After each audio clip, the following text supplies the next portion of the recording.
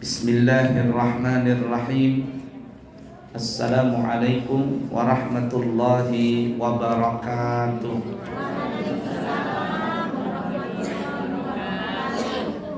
Alhamdulillahi rabbil alamin. Allahumma fasalli wa sallim ala sayyidina wa nabiyyina wa maulana Muhammadin wa ala alihi wa ashabihi wa azwajihi wa dhurriyyatihi wa man tabi'ahum bi ihsanin ila yaumiddin, amma ba'du. Bapak Ibu, para jemaah sekalian yang disayangi Allah dan dicintai Allah, pada pertemuan yang lalu kita telah membahas sunnah-sunnah pada saat kita membuang hajat. Nah, sekarang kita akan masuk lagi tentang adab-adab ketika masuk kamar mandi.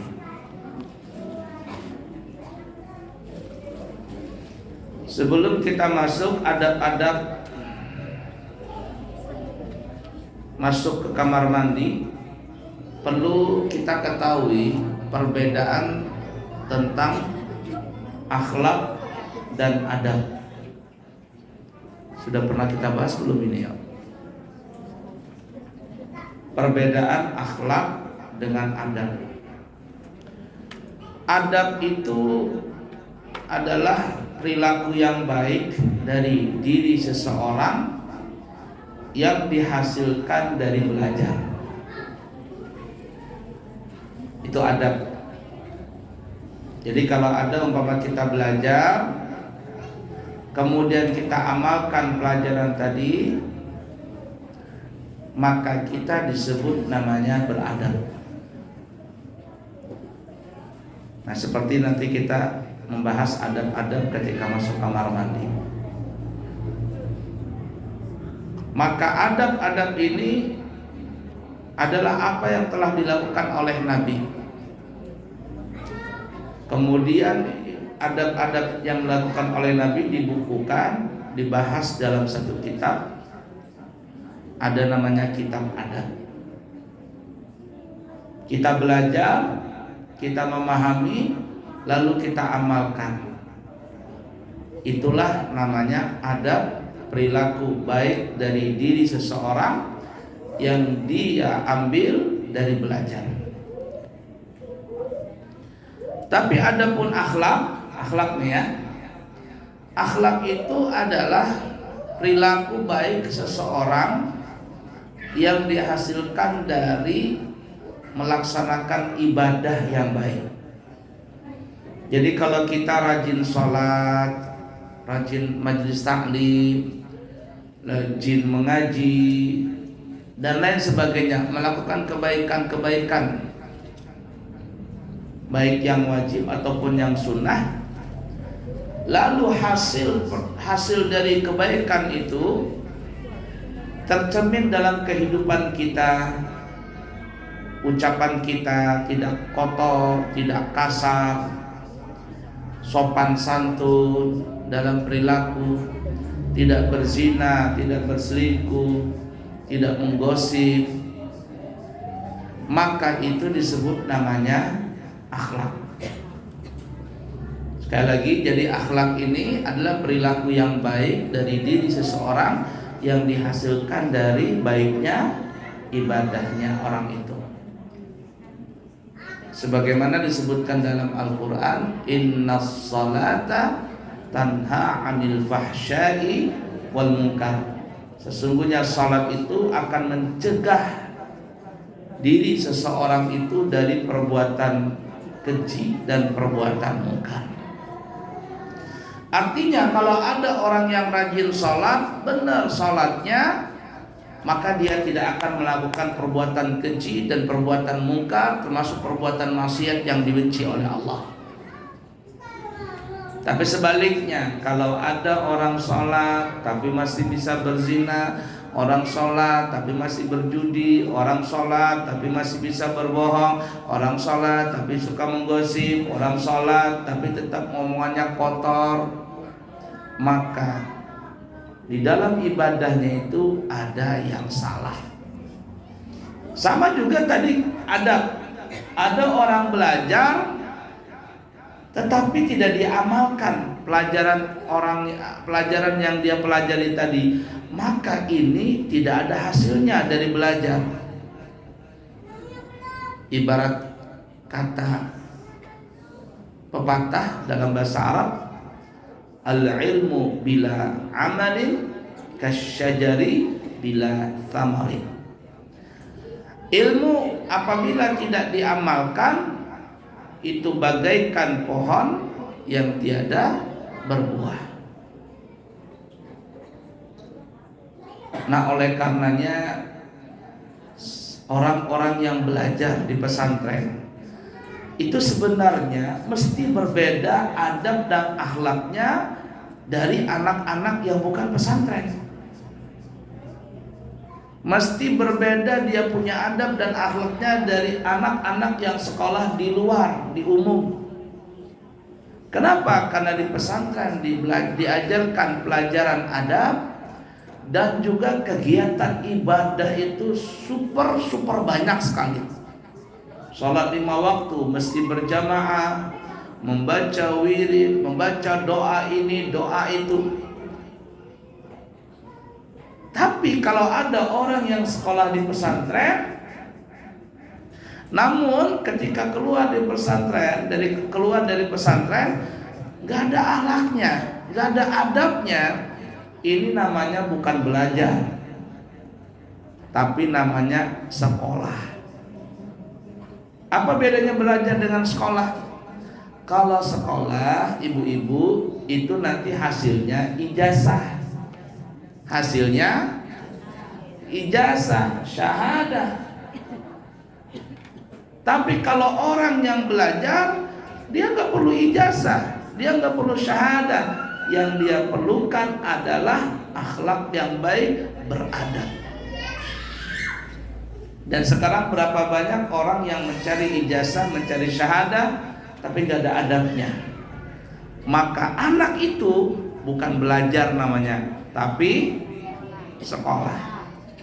Jadi anak-anak ibu kalau ada sekolah di pesantren, tapi ketika pulang dari pesantren waktu liburan atau sudah lulus dari pesantren, gak ada adabnya sama sekali, gak ada akhlaknya sama sekali, itu anak namanya bukan belajar tapi sekolah. Nanti kalau dia mau pindah kemana, jangan bilang belajar di pesantren ini, jangan bilang saja sekolah. Kenapa? Karena orang yang belajar di pesantren, dia pasti beradab, dia pasti berakhlak. Nah, begitu juga kita di sini, ibu-ibu yang belajar di sini. Orang zaman sekarang di mana-mana mengandalkan ijazah, sampai berani nembak. Di luar sana itu ibu-ibu bisa cari gelar dokter, bisa bayar 10 juta, berapa juta dapat gelar dokter, bisa saja. Sudahnya gelar huruf H sama HJ bisa saja. Tapi apakah berguna ijazah syahadah itu? Ibu-ibu bisa lihat di ring road situ, dari ujung ke ujung itu orang jualan makanan. Tanya saja orang-orang yang jualan itu, hampir rata-rata mereka S1, S2, akhirnya jualan es teler.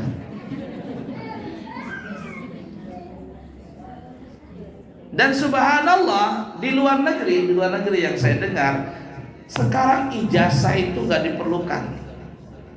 Sebagian perusahaan dan sebagainya, ijazah gak diperlukan. Yang diperlukan apa? Skillnya di dalam dia bekerja. Jadi memang ada saatnya ijazah itu gak penting. Coba lihat di sinetron Hidayah yang ada di Indosiar. Penggemar Indosiar nih, ya. Ada suami cuman tukang sapu di perusahaan, tiba-tiba ada bosnya kehilangan uang umpama 100 juta, sudah cari sana cari sini didapat sama tukang sapu. Jujur tukang sapunya ini, padahal lulusan apa tukang sapu cleaning service itu nggak memerlukan ijazah. Kata bosnya, kamu jujur, besok kamu kuangkat jadi manajer. Ternyata ijazah nggak perlu. Yang paling hebat kemarin menteri zaman Jokowi, sekarang masih Jokowi ya. Sebelumnya itu Susi siapa? Ibu Susi, bukan? Ya Bu Susi, Menteri Perikanan, SD aja nggak lulus. SMP nggak ada ijazah, SMA nggak ada, tapi skillnya luar biasa. Nah itu perbedaan antara tadi yang kita katakan adab dengan akhlak. Jadi kalau ada anak ibu sekolah di pesantren, tapi keluar dari pesantren gak ada bedanya sama anak yang sekolah di luar, atau lebih parah adab dan akhlaknya, maka anak itu bukan belajar di pesantren, tapi namanya sekolah. Ini perlu diperhatikan ini. Dan saya pribadi lebih senang anak itu belajar daripada sekolah, karena banyak saja anak santri di pesantren itu ngapain di pesantren? Nggak belajar, tidur, sholat tidur, belajar tidur. Kamu ngapain di sini? Ujung-ujungnya cari ijazah aja. Ya ala kulli hal seperti itu ya. Bahkan ijazah itu tidak menjamin ya kesuksesan seorang. Skill. Baik, nah sekarang kita masuk tadi adab-adab ya. Ayo kita belajar. Ikutin semuanya. Adab-adab ketika masuk kamar mandi. Adab-adab ketika masuk kamar mandi. Kalau masuk kamar mandi berarti mandi ya. Atau buang air kecil atau air besar sebagai berikut. Nah, jadi kalau kita masuk kamar mandi itu ya tadi mungkin mandi, mungkin buang air kecil, mungkin buang air besar. Zaman dulu ibu-ibu ya, zaman dulu orang punya rumah kan besar-besar, halamannya luas, lahannya luas, tanahnya, rumahnya besar. WC-nya itu dulu di luar rumah, kayak kita nih, luar masjid begitu. Nah itu pokoknya kalau tengah malam sakit parut, takutan tuh Pak kalau ada kuyang di luar. Kemudian WC-nya masuk ke dalam rumah, tapi di belakang, artinya di dapur. Itu dipisahkan, kamar mandi sendiri, WC sendiri. Ada nggak begitu? Sekarang masih ada ibu-ibu punya rumah begitu? Ah masih ada. Berarti itu rumahnya besar itu. Kemudian rumahnya mengecil juga WC-nya. Akhirnya WC-nya jadikan satu, kamar mandi sama WC jadi satu. Tapi masih taruh di belakang. Mengecil lagi rumahnya. Kamarnya cuma ada 2 atau 1. Akhirnya WC-nya di tengah antara kamar dengan kamar. Mengecil lagi rumahnya. Kalau kita lihat ke apartemen itu, apa namanya itu, kamar sekaligus ya kamar sekaligus WC di situ dalam, kayak di hotel begitu. Jadi satu semuanya. Makanya ada namanya RSS. Zaman dulu RSS rumah sangat sederhana, tapi dipelesetin RSS rumah sangat sempit. Sekarang nggak pakai istilah itu lagi, istilahnya tipe 21. Kenapa 21? 2 langkah 1 kamar, 2 langkah 1 WC, 2 langkah 1 dapur. Tipe 21. Nah jadi kalau kita masuk kamar mandi, mau mandi atau buang hajat kecil atau besar, ini adab-adabnya. Perhatikan ini Bu ya. Ini banyak di antara kita yang nggak punya adab di sini, yang nggak tidak ada adabnya pada saat buang hajat. Yang pertama, memakai sendal tak kala berada di dalam kamar mandi. Berapa banyak kamar mandi ibu-ibu nggak ada sendalnya itu di WC. Kalau nggak ada, habis ini beli sendal jepit, jangan sendal bata, apalagi batako untuk masuk kamar mandi. Oke, di rumah kita mungkin Masya Allah ada sendalnya, tapi terkadang mohon maaf, saya bukan protes tapi kasih masukan saja. Banyak di antara masjid dan langgar itu bertuliskan sendal dilarang masuk ke dalam WC.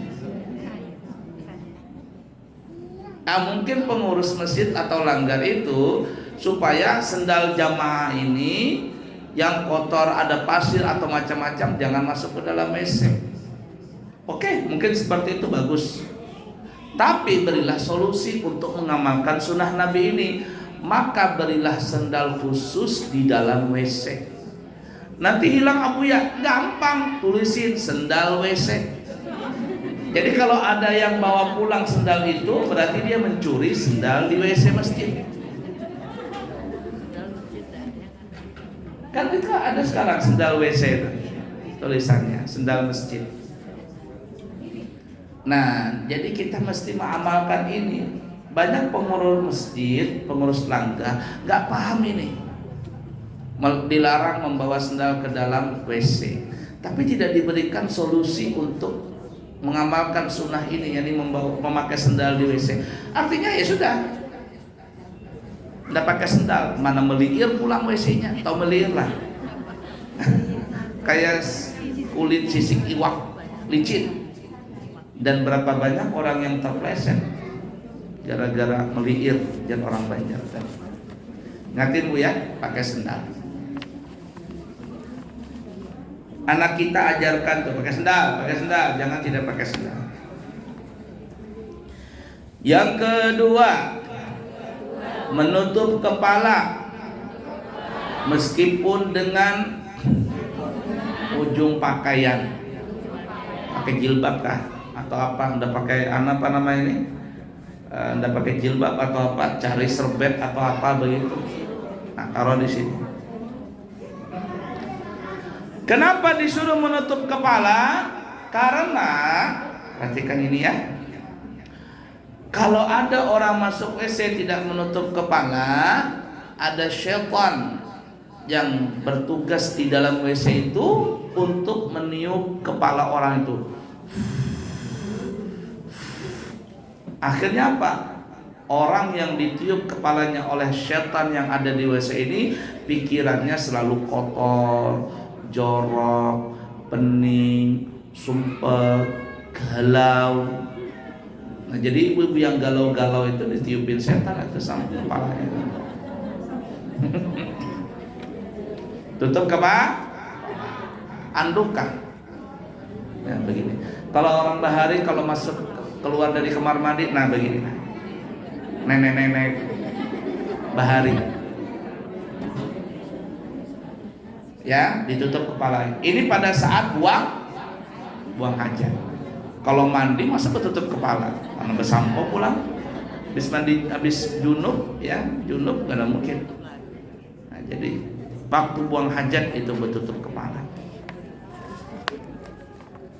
Yang ketiga, mendahulukan kaki kiri ketika masuk kamar mandi. Dan jika mendahulukan kaki kanan, maka hukumnya adalah makruh. Dan diriwayatkan hal tersebut dapat menyebabkan kemiskinan. Jadi kalau masuk WC pakai kaki kiri. Kalau ada orang kaki kanan masuk WC itu melarat, miskin. Dia punya kehidupan selalu melarat, hatinya miskin, walaupun kelihatan kaya tapi jiwanya miskin. Dirongrong terus dengan kepingin ini, kepingin itu, sehingga hidupnya tidak pernah akan puas. Ingatin ya ibu-ibu ya. Kalau ibu-ibu mungkin masya Allah mungkin sudah banyak baik lah. Anak-anak kita tuh kadang masuk WC kaki kanan. Tersalah, WC itu tempat kotor. Kalau ke tempat kotor, maka dahulukan yang kiri. Tapi kalau tempat yang baik seperti mushola atau masjid, maka dahulukan yang kanan. Saya pribadi itu di pesantren itu kadang saya lihat anak-anak tuh masuk ke mushola, lari dia truk, tiba-tiba masuk kaki kiri. Tak tegur, siapa itu? Keluar lagi, kamu pakai kaki kanan masuk. Keluar. Nggak sadar dia. Kenapa? Karena kebiasaan tadi. Dia cuma sekolah, nggak belajar di pesantren tadi, sehingga dia nggak diamalkannya apa yang dipelajari dalam kitab-kitab agama tadi. Jadi jangan pakai kaki kanan masuk WC, karena itu bisa menyebabkan menjadi melarat. Yang keempat ini penting ya. Yang keempat, tidak membawa barang-barang yang mulia. Bukan logam mulia, kalau logam mulia ya, barang-barang mulia seperti Al-Quran, hadis, kitab, atau nama-nama para nabi, malaikat, dan salafus saleh. Salafus saleh ini namanya ulama-ulama kita.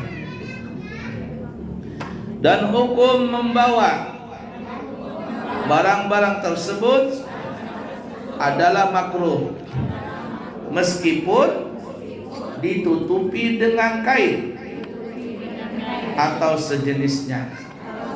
Bahkan sebagian ulama seperti Al-Imam Al-Adru'i radhiyallahu ta'ala anhu berpendapat bahwa hal tersebut hukumnya adalah haram.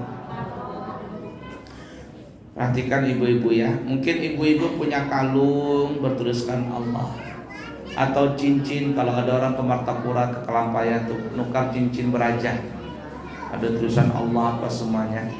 Ini hati-hati, jangan dibawa ke dalam WC. Atau sekalian HP, masuk WC HP, gambar wallpapernya umpama gambar tulisan ayat kursi, atau foto ulama, foto Habib Umar, foto Kiai Fulan. Kalau fotonya Abuya nggak apa-apa ya, biasa aja bukan. Tapi kalau foto ulama di HP kita dibawa masuk WC, jangan.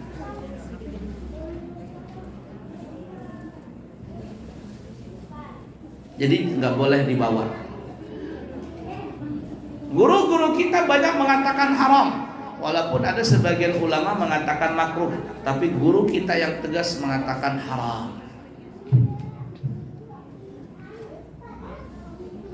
Dan juga ibu-ibu ya, saya sarankan, dan ini saya pribadi juga begitu.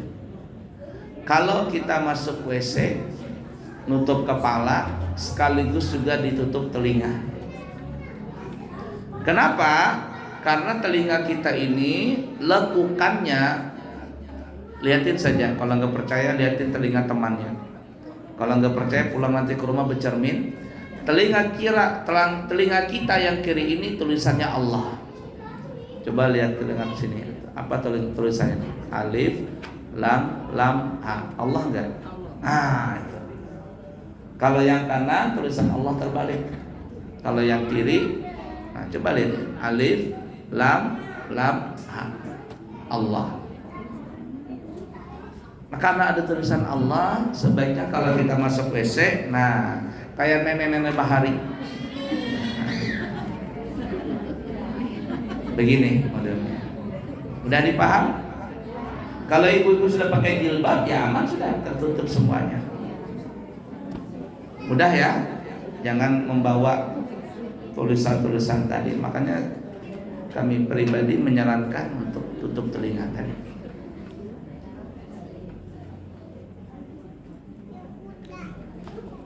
Subhanallah ya, kami pribadi itu kalau ngelihat orang Islam itu rata-rata semuanya insya Allah ada tulisan Allahnya di telinga itu.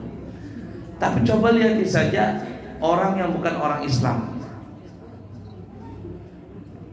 orang yang bukan orang Islam, hampir rata-rata tulisannya di sini bentuk telinga itu nggak ada tulisan Allahnya.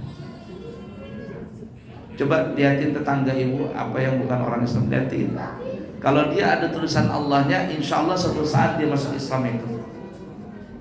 Tapi kalau nggak ada tulisan lekukan di telinga itu, lekukan tulisan Allah, ya sudah takdirnya dia seperti itu sampai meninggal nanti.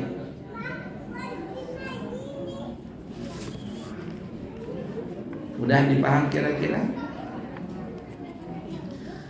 Yang kelima, buang air kecil atau besar di dalam WC dalam keadaan duduk, kecuali jika terdapat udzur. Ya iyalah ya, kalau perempuan masa kada duduk tahambur ya. Nah, cuman yang sering laki-laki. Dan tidak baik kalau kencing berdiri, bisa menyebabkan penyakit prostat. Duduk.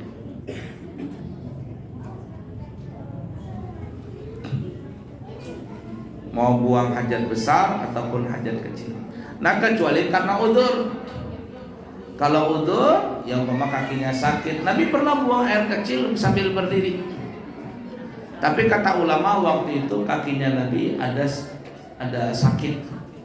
Memang disebutkan dalam riwayat Nabi itu pada saat itu kakinya lagi ada sakit sehingga Nabi buang air kecil sambil berdiri. Makanya tadi kata ulama kalau ada udzur nggak apa-apa, tapi kalau nggak ada udzur nggak bisa, mesti dianjurkan berduduk. Dan posisi duduk tak kala buang air kecil atau besar, yaitu dengan menggabungkan antara dua paha kakinya dan meletakkan tangan kanan di atas paha kaki kanan dan tangan kiri di atas paha kaki kiri. Ya kayak jalan orang Banjar berdangkap. Gak usah dicontohkan gitu ya.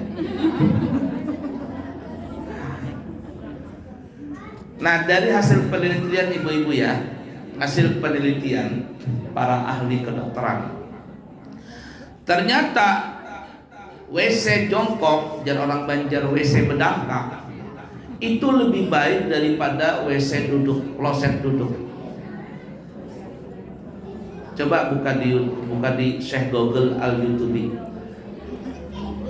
Kesehatan saat buang hajat, kesehatan bagi tubuh pada saat duduk ketika buang hajat. Keluar tuh dia pembahasannya. Nah, itu kalau dia sambil duduk, sambil berdangkap jalan orang Banjar, itu bisa menghilangkan wasir, kemudian banyaklah manfaatnya, situ banyak sih daripada WC yang duduk. Makanya kalau Anda sudah terlanjur punya WC duduk, itu sebaiknya kakinya itu diangkat alias ditaruh di depan WC duduk ini semacam bangku plastik gitu kan. Paham kira-kira? Umpama begini, nah jadi umpama WC duduk, nah ini ditaruh, kaki ini dia taruh di bangku plastik supaya kaki yang depan ini dia angkat begini. Udah ya, banyak manfaatnya. Intinya lebih baik buang hajat sambil apa ya, berdangkak jar orang Banjar, jongkok daripada buang hajat sambil duduk.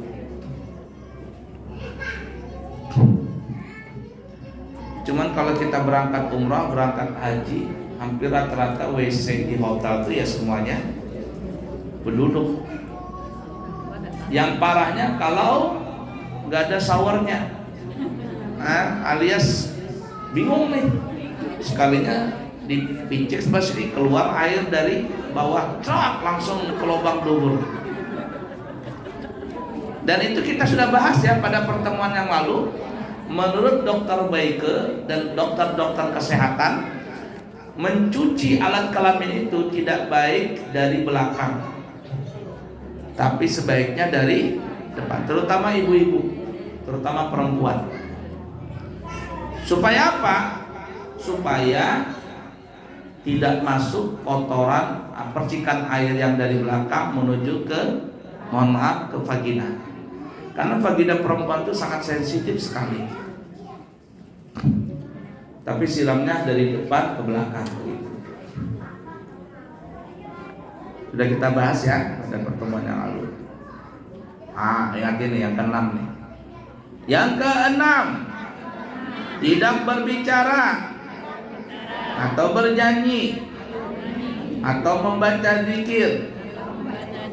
Membaca pakai lisan maksudnya. Ketika buang air kecil atau buang air besar, karena hukumnya adalah makruh. Sambil buang hajat bernyanyi, apakah lagunya? Kalau ingin melihat ikan di dalam kolam,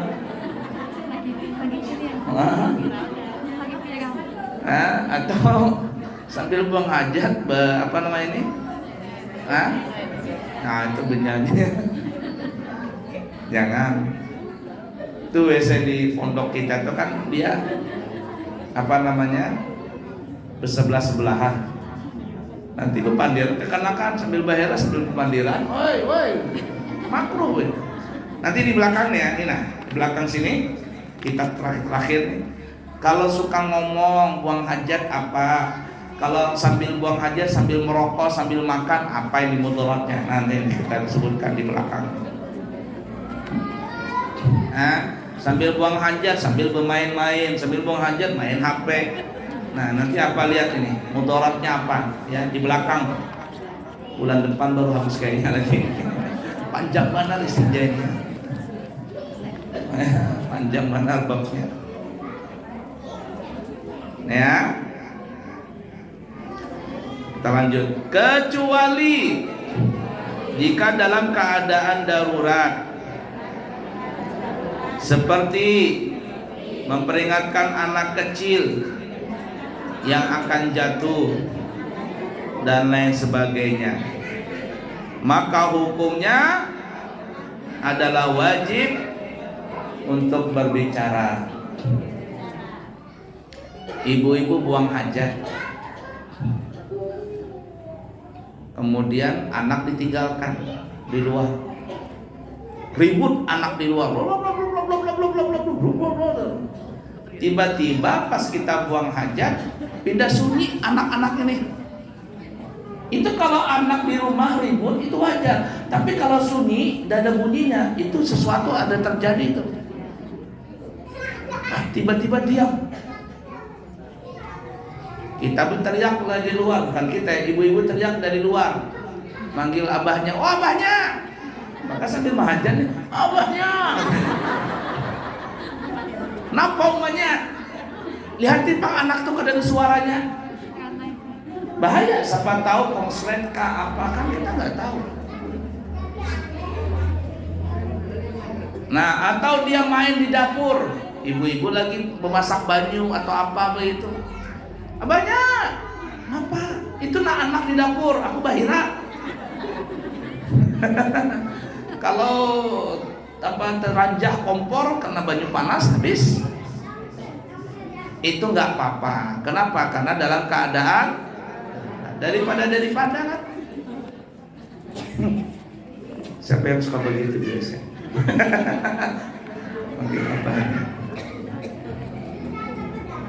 Lain pengantin baru lain lagi. Ya ambilkan anduk. Diambilkan sekali ditarik bininya ke dalam. Ingatlah yang ditarik lawan laki ke dalam WC. Bahari. Nah, nggak apa-apa, boleh aja. Nah, kalau hendak diulangi, nggak apa-apa juga. Puber kedua ngarannya. Baik, kita habiskan dulu. Yang ketujuh, nah, perhatikan ini, tidak melihat pada kemaluannya. Jadi jangan diitihi di situ. Jangan. Nanti ini di belakang nih ya, semuanya ada di belakang ibu-ibu. Nah, kenapa nggak boleh diitihi, nggak boleh dilihat alat kelamin? Nanti ada sini 3 lembar sebelum tutup kitab ini. Nah, galaknya ketawa. Dan Bapak punya seorang juga, cuman jangan dilihati waktu buang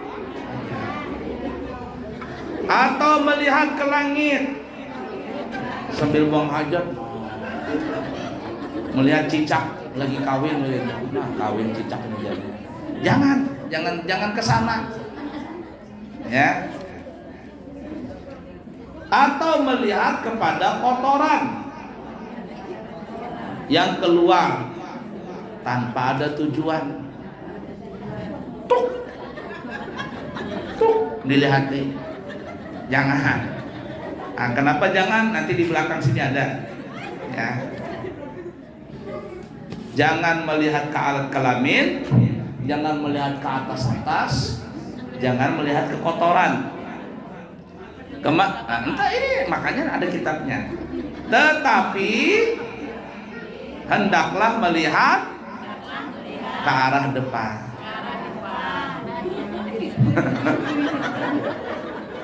Makanya WC itu ibu-ibu lah dalam bahasa Arab Fushah, dalam bahasa Arab yang benar itu bukan hammam.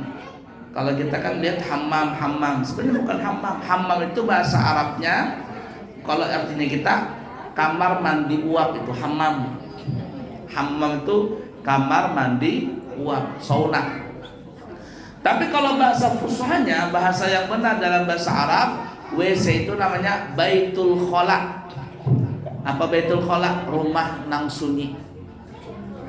Kalau kita masuk WC itu sunyi, jangan bepandir, jangan nang lain-lain, biar nang di bawah saja nang bepandir.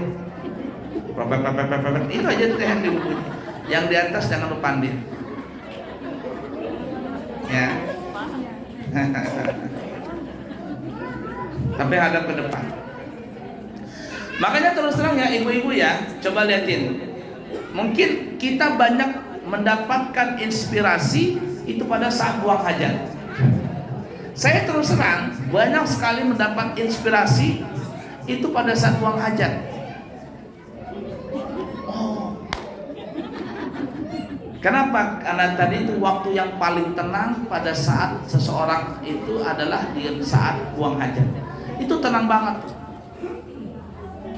Inspirasi itu banyak. Lihat saja orang-orang besar, saya baca ada di mana di YouTube atau di mana. Orang-orang besar banyak mendapatkan inspirasi itu pada saat buang hajat. Pada saat buang hajat, ada orang yang mau bikin pesawat, idenya pada saat buang hajat. Beneran itu. Makanya jangan lihat ke atas, jangan lihat alat kelamin, apalagi ke kotoran, tapi pandangan ke depan. Nah, ingatin ya. Lanjut. Yang ke-8, tidak meludah pada kotoran yang keluar dari dirinya. Kloset diludahi, jangan diludah, karena diriwayatkan dapat menyebabkan penyakit was-was. Bahasa kitanya was-was itu apa yo? Paranoid. Aku takut. Bukan kaget, was-was, penakutan. Anda kesana takut, Anda kesini takut, was-was terus dalam hati. Hendak berdagang takut, hendak kesana takut, takut terus was-was dalam hati, paranoid. Jadi jangan meludah ke kotoran. Kemudian apa lagi? Gigi menjadi kuning. Kuning gigi ini ibu-ibu ya, begini ya. Gigi itu sebenarnya kata dokter gigi, bagaimanapun dia mau diputih, kita berapa kali gosok, dia nggak bakalan putih. Kuningnya itu kuning tulang. Ya. Tapi kalau kuning nang dari bawah itu bisa naik ke atas. Itu nggak baik gigi tadi. Bahkan para dokter gigi mengatakan sebenarnya tidak baik orang punya gigi putih karena obat. Yang kayak artis-artis, nah kalau dia tertawakan bagusnya gigi itu nggak bagus menurut kesehatan. Kenapa? Karena apa namanya fluorid apa namanya itu yang di gigi itu ada dia. Anti lapisan gigi itu akan terkikis. Akhirnya dia bisa ngilu, minum es. Dengar bunyi, aduh gigi ngilu katanya. Kenapa? Itu habis dia gesekan karena dihabiskan dengan lapisan gigi tadi itu dihabis dengan apa namanya itu obat pemutih itu. Ada kemarin saya nonton dokter penyanyi artis yang jadi dokter yang jadi penyanyi Tompi ya. Tapi bukan masalah gigi. Dia bilang katanya kan dia dokter kecantikan gitu. Kata Tompi, saya tuh aneh katanya melihat ibu-ibu yang sering perawatan. Mungkin dia perawatan oke lah pertama, tapi kalau sering digosok itu kulit muka terus lihatin saja 10 tahun 15 tahun kira-kira betapa cantik atau betapa jelek, tambah jelek. Kenapa? Ini habis digisang terus ya, minikur, bidikur apa habis dia ininya apa namanya itu ya, ininya apa namanya itu kulitnya itu. Mobil itu sering di amplas habis catnya, nggak ada pelindungnya itu, nggak ada. Kata dokter Tompi, cukuplah katanya wajah itu pakai pelembab yang baik, pakai sabun muka yang baik. Mana yang cocok sabun muka? Ini pakai merkuri apa? Paham saya. Inilah itulah, habis kulitnya, memang licin. Tapi dia lambat laun bukan tambah cantik, tambah ya tadi kayak ibarat mobil tuh catnya makin menipis. Cukup kata dokter Tompi apa?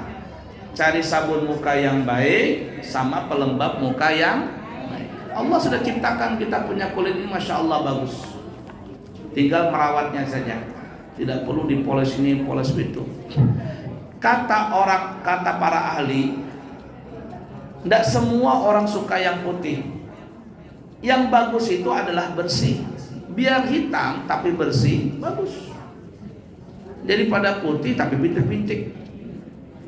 Apalagi bertubal-tubal. Kalau bertubal-tubal. Nah, seperti itu ya. Nah, lihat ya. Jadi kalau ada orang yang beludah ke kotoran, tadi satu bisa penyakit was-was, kedua bisa menjadi gigi kuning. Dan yang ketiga, dan keluar darah. Ikutin, dan keluar darah dari kemaluannya. Ini bisa menyebabkan istihadah. Jadi yang suka beludah di kotoran tadi. Udah ya. Yang ke-9, membuka auratnya sedikit demi sedikit sampai berada di tempat duduknya. Atau istilah sayanya itu, jangan pas saat buang hajat nang kayak tuyul. Artinya kayak gundurwo, kada berbaju sama sekali. Di atas kada betutup, di badan kada betutup, bertelanjang bulat, awak hirang sudah. Di ulang masjid, wah genderuwo kata jinnya, kawalku. Jadi jangan jangan bertelanjang bulat. Dan itu salah satu penyebab badan suka bau adalah karena dia ketika buang hajat nggak bertutup, nggak ada berbaju. Jadi membuka auratnya sedikit demi sedikit. Yang ke-10, tidak makan dan minum, termasuk merokok. Itu tambahan aja Pak dari kita. Nah, ingatin suami ibu-ibu yang suka merokok dalam WC. Tak kalah buang air kecil atau air besar, atau tidak memakai siwak. Saat buang hajat bersihkan gigi. Jangan makan, jangan minum, jangan merokok, jangan bersihkan gigi. Ini sambil buang hajat, sambil makan permen kah, sambil merokok. Selesai merokok, dibuang rokoknya di kloset itu. Apa sebabnya? Nanti di belakang sini Bu, ada penyebabnya. Kalau ada orang seperti itu menyebabkan apa nanti? Yang ke-11, tidak duduk terlalu lama di kamar mandi tanpa terdapatnya kepentingan.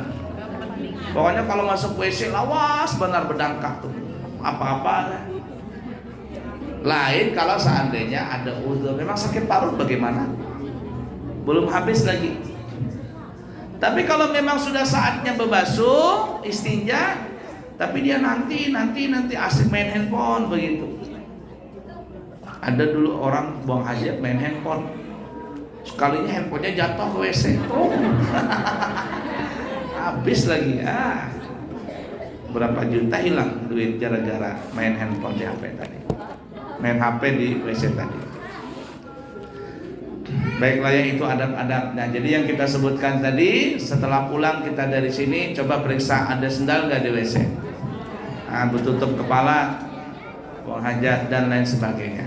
Ya, masih ada kurang lebih 10 atau 12 menit lagi. Silakan kalau ada pertanyaan.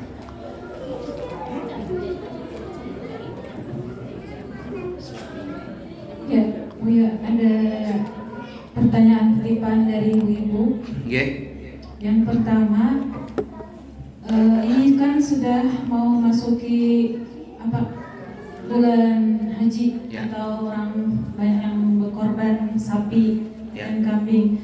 Jadi untuk shahihul kurban, berapa persenkah yang dapat diterima dari hewan yang dikurbankannya pada hari raya haji?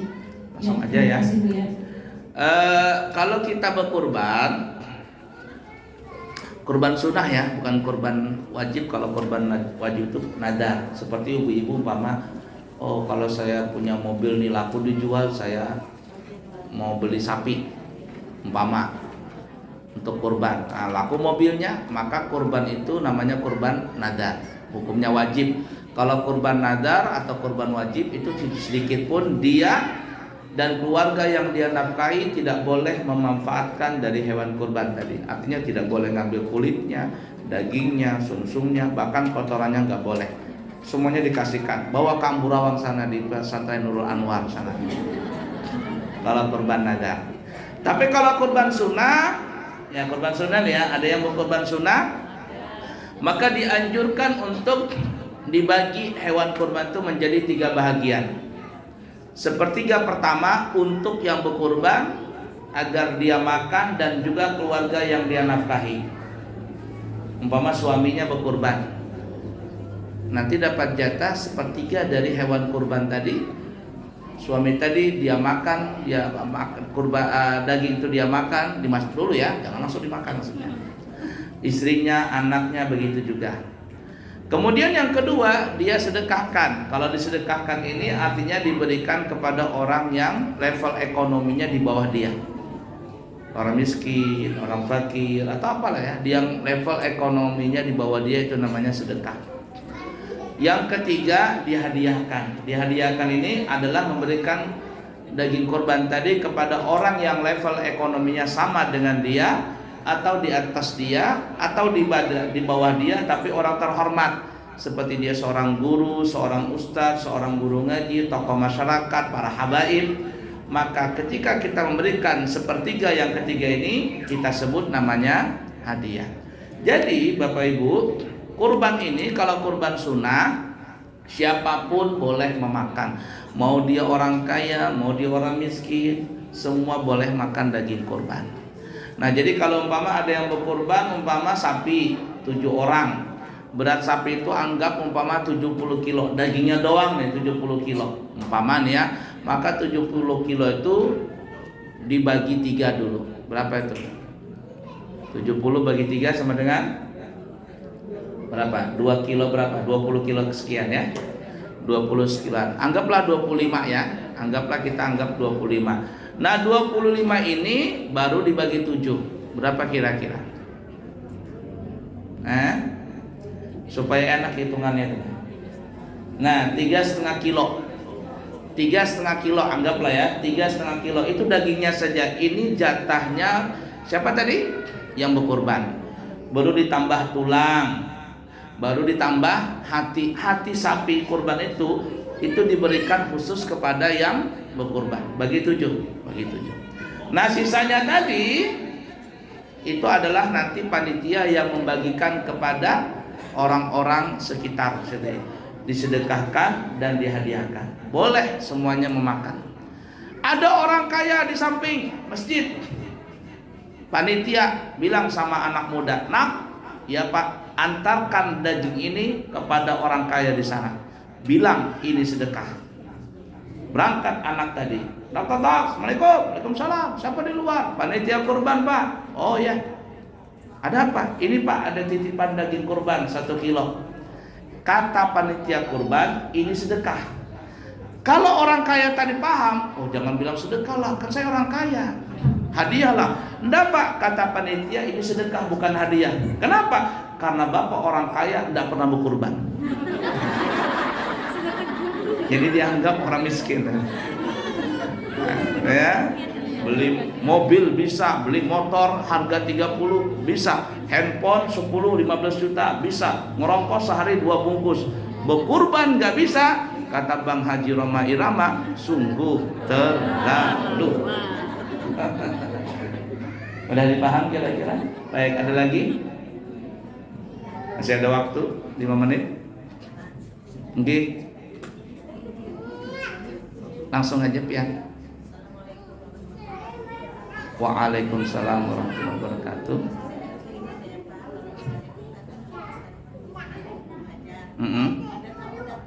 Tamu. Oke. Oke.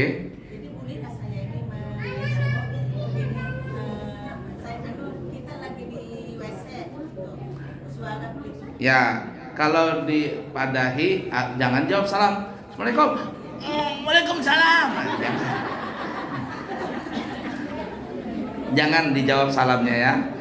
Sebagian ulama mengatakan tidak boleh menjawab salam kalau keluar dari WC. Sebagian mengatakan wajib jawab salam, sebagian mengatakan gugur kewajiban untuk menjawab salam. Nah, kita boleh memilih 2. Kalau itu tamunya tamu penting, ya, maka kita boleh teriaklah, "Sumatlah aku di WC," atau jangan lupa di WC, "Sumatlah tunggui." Itu kalau tamu penting. Tapi kalau tukang kredit berdiam-diam aja. Tukang kredit menagih, nah, sudah berdiam-diam aja, sudah ketahuan tukang kredit dalam WC ditungguinya nanti. Nah, bukuyan aja Baik, ada lagi? 1 orang lagi? Ada pertanyaan juga lagi Bu ya. Ya. Begini, beliau hujan banjir itu menggaduh orang tua. Nah, kebetulan sudah pakai apa tuh? Pampers. Ya. Ya. Terus? Nah gitu, kencingnya itu kadang nggak sadar. Gimana sholatnya? Apakah bisa dijamak kasar? Ya. Bagi ya, bagi ibu-ibu kita merawat ibu kita atau dan sebagainya itu adalah surga, tiket surga buat kita lah. Jangan mengeluh lah, jangan mengeluh kalau kita bisi mama seperti itu. Kami pun pribadi pernah bisi mama seperti itu waktu sebelum meninggal, setahun kurang lebih. Beliau tidak bisa lagi punya penyakit seperti itu. Ya ala kulli hal, kalau kami pribadi tidak membasuhkan karena kan kami laki-laki, teman untung ada yang perempuan, maka yang perempuan yang membasuhkan. Nah kami cuma mengongkosi, memberi makan dan sebagainya. Nah adapun bagi orang yang seperti itu ya, maka orang ini sholatnya boleh diqashar, boleh dijamak, dan bertayamum saja boleh. Bertayamum itu insya Allah dimaafkan. Ittaqullaha haqqa tuqatih. Kemudian ada juga ittaqullaha mastata'tum. Bertakwalah kepada Allah semampunya saja. Kata ulama ini dalil menunjukkan kalau memang kondisi seperti itu orang tua, maka boleh dia mengqashar, menjamak, dan silakan bertayamum. Tapi tayamum itu untuk satu kali salat ya. Umpama salat maghrib dulu, sebelum maghrib tayamum, nanti setelah salat maghrib kemudian tayamum lagi, kemudian dia tayamum untuk salat isya lagi. Nah seperti itu. Ya intinya seperti itu ya. Dimaafkan. Apakah dibersihkan dulu Bu ya? Ya, kalau bisa dibersihkan, dibersihkan. Kalau bisa dibersihkan, dibersihkan. Kalau tidak bisa dibersihkan, seadanya sudah. Itu yang kata Allah tadi, wattaqullah mastata'tum, bertakwalah kepada Allah semampumu saja. Kondisi seperti ini mau bagaimana lagi? Kalau dibersihkan terus, ganti pempes terus, kadang keduitan. Ya, semampunya saja sudah. Memang seperti itu sudah takdirnya, semampunya. Nanti kalau di akhirat ditanya, kenapa begini? Bilang saja, ya Allah, saya mampunya seperti ini sudah. Mau bayar lagi? Allah tuh enak, mau kurang lebih. Ya sudahlah, kata Allah, nggak apa-apa. Lain manusia, nggak mau kurang lebih. Ya Allah, gampang aja. Ya seperti itulah. Baik, ada lagi? Satu lagi Bu ya, mengenai membaca Al-Fatihah dalam sholat. Kalau kita membacanya beriringan dengan imam, bagaimana hukumnya? Baik, ketika kita sholat sambil bernyaring, yakni sholat zuhur, sholat maghrib, sholat isya, sholat subuh, rakaat pertama, rakaat kedua, maka sang makmum tidak boleh membaca Fatihah bersamaan dengan bacaan imam. Hukumnya makruh. Imam baca Fatihah Bismillahirrahmanirrahim, dia Bismillahirrahmanirrahim, makruh hukumnya. Tapi kalau rakaat ketiga, rakaat keempat, atau sholat suara pelan seperti zuhur dan asar, maka nggak apa-apa. Imam baca Fatihah, kita baca Fatihah, itu nggak apa-apa. Yang makruh tadi kalau imam lagi baca Fatihah bernyaring, salat maghrib, isya, subuh, rakaat pertama dan kedua, kita tidak boleh baca Fatihah. Tapi kita baca Fatihahnya kapan? Setelah imam selesai amin, baru kita baca Fatihah. Dan sebenarnya ini yang banyak tersalah nih ya. Dan sebenarnya ketika imam selesai baca Fatihah dan setelah imam baca amin bersama-sama makmum, maka sang imam ini sunnah tidak langsung baca surah, sunnah tidak langsung baca ayat, tetapi berdiam kurang lebih antara 15 sampai 20 detik. Untuk apa? Untuk memberikan kesempatan kepada makmum untuk baca Fatihah. Tapi kenyataannya tidak seperti itu.